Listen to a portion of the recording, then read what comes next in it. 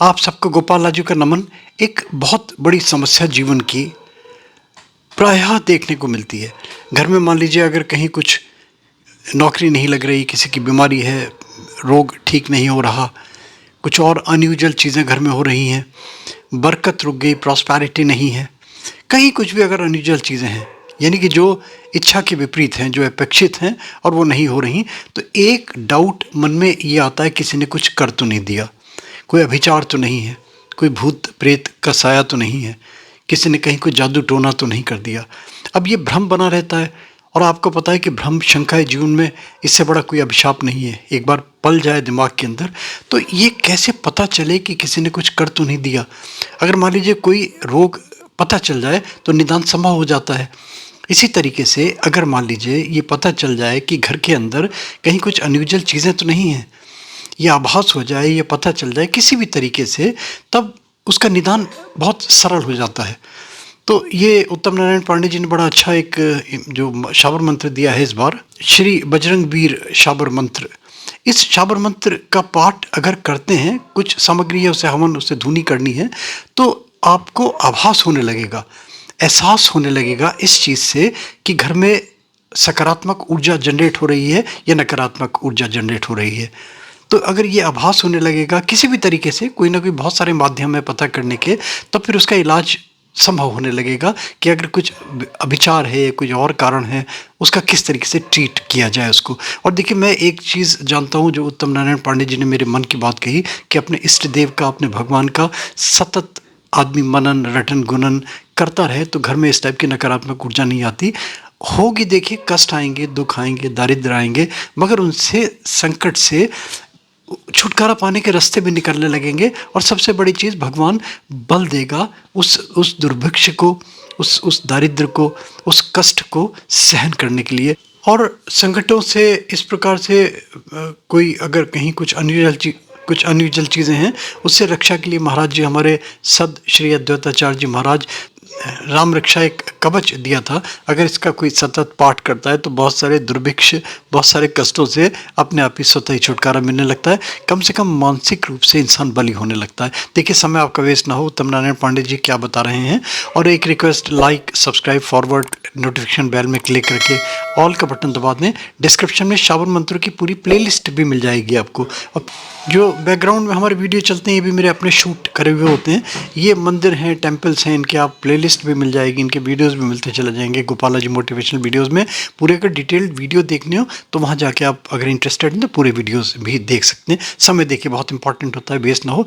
क्या बता रहे हैं, एक बहुत अच्छा शाबर मंत्र इस टाइप की समस्या से छुटकारा पाने के लिए। श्री सीताराम।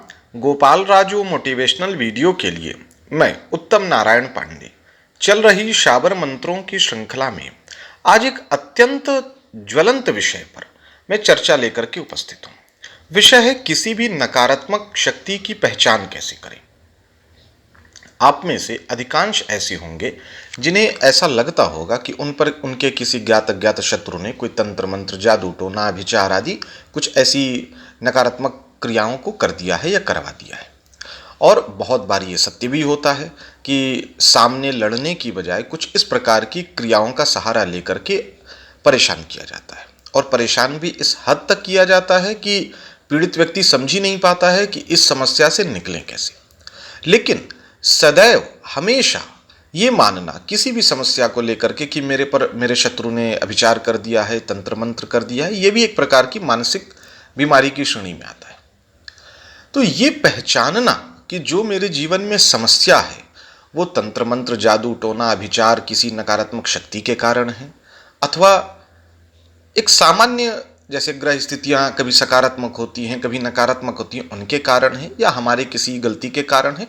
मूल बात यहाँ ये है कि हमारी जो समस्या है उसकी हम पहचान कैसे करें कि ये जो परेशानी है ये किसी तंत्र मंत्र, जादू टोने आदि के कारण है।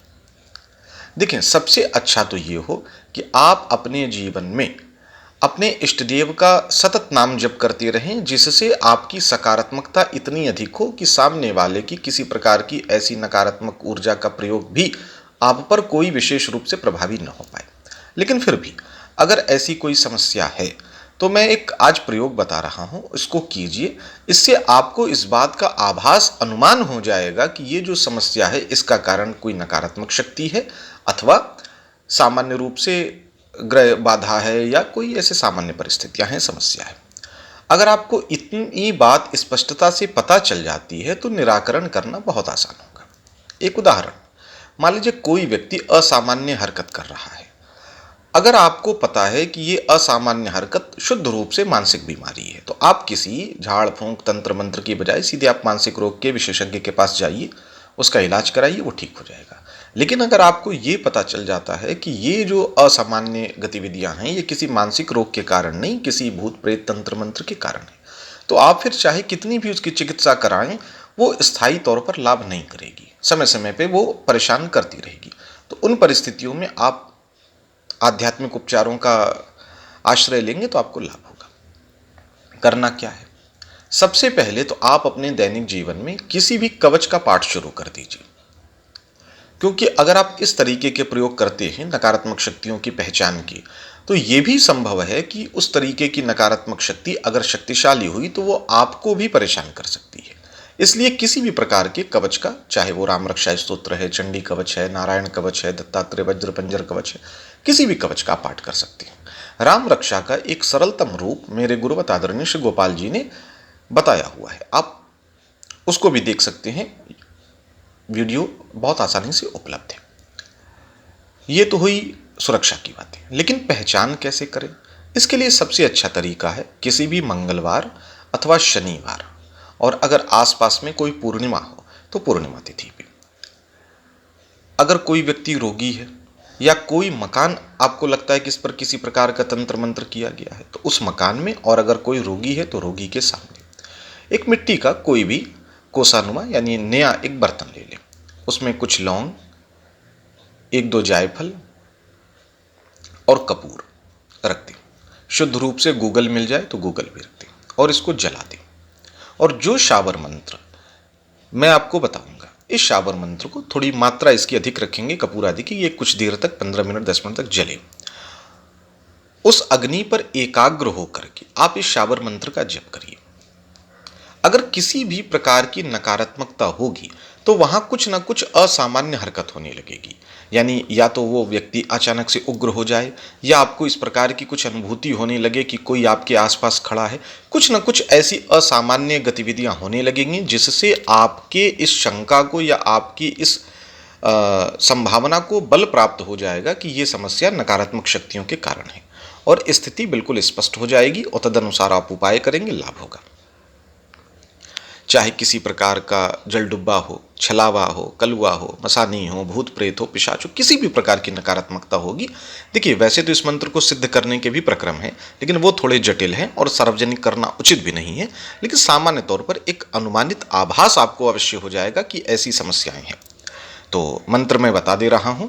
मंत्र है, बजरंगी विनय हमारी, जो होए जादू टोना और पर मंत्र तंत्र, सब हो जाए प्रगट, तोड़ो सब आपनी गदा से, मूठ काटो मसान काटो, काटो जलथल की माया, भगत पुकारे बजरंग दौड़ता आया। आप इस मंत्र का लगातार जप करते रहें, और बीच बीच में जब आपको ऐसी गतिविधियां नहीं भी हैं, तो कभी ग्रहण पड़ा है, कभी दीपावली की रात है, तो इसको 1 माला या 3 माला जप के बीच बीच में शक्तिशाली भी बनाते रहें, पुष्ट भी करते रहें। तो ये मंत्र अत्यंत तीव्रता से भी काम करता है। तो जब आप उस कपूर आदि की जो ये अग्नि है इसके सम्मुख इसका जप करते हैं तो वो पीड़ित व्यक्ति या तो असामान्य हो जाएगा या आपको गतिविधियों का कुछ अनुमान हो जाएगा। अगर कुछ भी असामान्य नहीं होता है तो आप एक काम कर सकते हैं कि इसी गतिविधि को 2 दिन 3 दिन या 5 दिन तक दोहरा सकते हैं, क्योंकि कई बार ऐसी भी शक्तियां होती हैं जो सामान्य तौर पर प्रकट नहीं भी होती हैं, बहुत उग्र शक्तियां होती हैं, तो ऐसी स्थितियां कर लेती हैं। लेकिन अगर 3 या 5 दिनों में भी कोई असामान्य हरकत नहीं होती है तो इसका मतलब कि ये जो समस्या है ये किसी प्रकार के तंत्र मंत्र या इस तरीके की नकारात्मक शक्ति की नहीं है। फिर या तो वह ग्रह आधारित है अथवा वास्तु दोष आधारित है या एक सामान्य मानसिक रोग हो सकता है। तो आप इस प्रकार से इसको बहुत आसानी से जान सकते हैं। आप इसको कीजिए, इसका लाभ लीजिए। अकारण छोटी छोटी बातों पे इसका प्रयोग नहीं कीजिएगा कि अब किसी को सर्दी खांसी बुखार है तो भी इसका प्रयोग करने लगे। स्थितियां विषम हो तभी इसका प्रयोग कीजिए। अपनी समस्याओं का समाधान कीजिए, अपने शुभचिंतकों की समस्याओं का समाधान कीजिए। मेरी बहुत बहुत शुभकामना। सीताराम।